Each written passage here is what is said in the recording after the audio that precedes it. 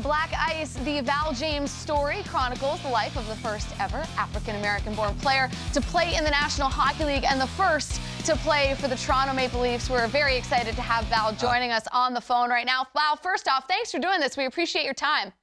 Well, thank you for having me. Happy to be here. Well, we're happy to have you. I want to start with the book. Why did you want to put your sort of life story to pen and paper? Why was that important for you? Well, first off, it was something that I hadn't done, and it was also a therapeutic aid for all the things that I had gone through over the years. So it was a big help in the end. It got me clear of everything that was in my mind.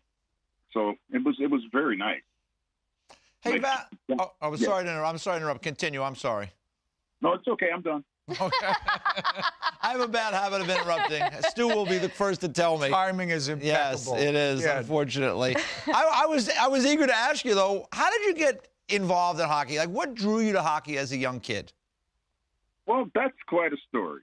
Now, I was a pretty decent soccer player at the time, and I was going with my mom all the time. So my dad was working at the Long Island Arena in Long Island, and he bought me a pair of hockey skates, which he gave to me and asked me if I'd like to try the sport. So I did try it, and I was terrible at first. I didn't start all of this till I was 13. Had no idea what hockey was, no hockey sense, no skating abilities, nothing. So I tried it out. It was a challenge. We can run fast on your feet and that, but once you get on the ice, it's a totally different story. So first I had to learn how to control all of that. So in order to do that, I had to go out on the ice after I was able to stand. Well, what they did was they put me on an all-star team, and I couldn't skate. And they did that because my dad ran the rink, and they probably figured they could get super ice time, right?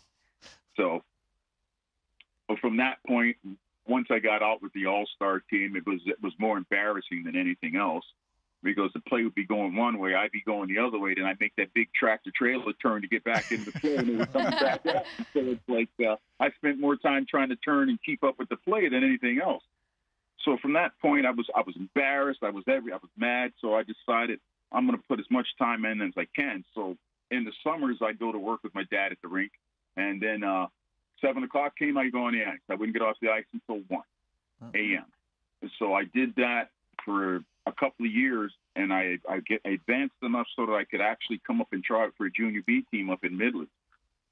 So we got our tryouts, and don't get me wrong, we had a lot of Canadian players that were playing for the Long Island Ducks at the time who had gotten wives and that, so they were still in the area. So they decided to help us build up the Suffolk County, or we were the Suffolk Ducks at that time, our minor hockey program.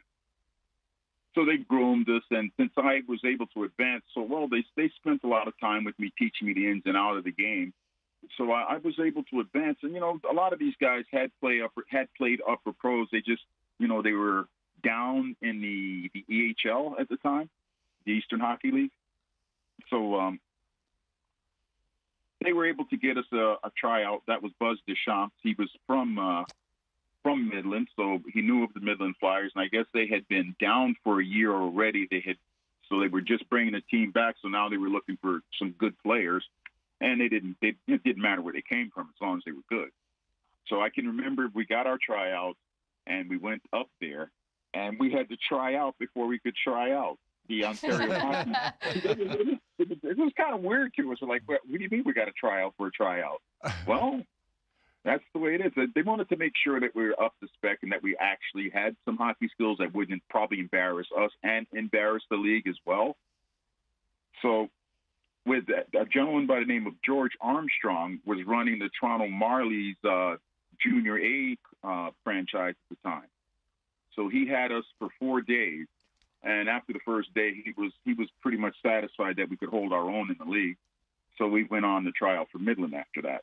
But I got into it because I thought it was something challenging that I couldn't do. I could run pretty fast. I could hit a ball. I could do all those things. But skating was something that just wasn't there for me. So I wanted to try it. And then once you get frustrated, you get that drive to want to be the best. And that's what I was striving to be. So in our organization, there was probably 6 or 7 of us that were really good. You remember Jimmy Pavis, don't you? Yeah, remember him? Sure. He's from the same organization. So, and like we had rinks. We had the Long Island Arena, and they had their rink that was probably 2 miles away. So we would share time. You know, if we couldn't get a game at the arena, we'd go over to their place. And they ended up, once the arena was torn down, all of the Suffolk programs moved to that site. And Mr. McGuigan, who owned it, also was one of the first guys to come up with the drop ceiling for all the skyscrapers in New York City. So it wasn't that there was a problem with capital, because he had that. And then there was also Jim Skidmore. You probably remember his son, Paul Skidmore, goaltender. I remember Paul pretty well. I absolutely do. Hey, I wanted to shift gears just briefly, if I could, Val. Congratulations on the book. I hope it's wildly successful. For our viewers that may not know your story well, are you able to give us kind of a peek behind the cover of the book? Maybe a nugget that folks may not have known about you that might really actually surprise them? Let me see. Well, they probably don't know that I probably took a little abuse in Boston when I did get a shot with the Sabres, which was... I find that believable. I find that believable. Yeah. Boston fans tend to be not so inviting and gracious. Well, the thing was that it probably didn't help that I beat up one of their heavies, right? Yeah. Well, you remember the twin brothers, the Crowder boys, right? Yeah. Yeah. Who was the other brother's name? And the one was Keith. It was Randy, I think. Keith Crowder and maybe Randy Crowder. So. Yeah. Yeah. Well, they were twins, right? Well, not after you finish with them. I ended up fighting a tough one. I don't know. All of a sudden, he was there. He wanted to go, so we went, and I beat him. And then the fans didn't like that at all. Yeah, it was Bruce Crowder. Bruce Crowder. Bruce Crowder. There you go. Nice. There you go. Well, listen, we appreciate your time. The book sounds fantastic. Your story is incredible. Thanks for joining us. We wish we had more time to chat with you. We appreciate the time. Thank you.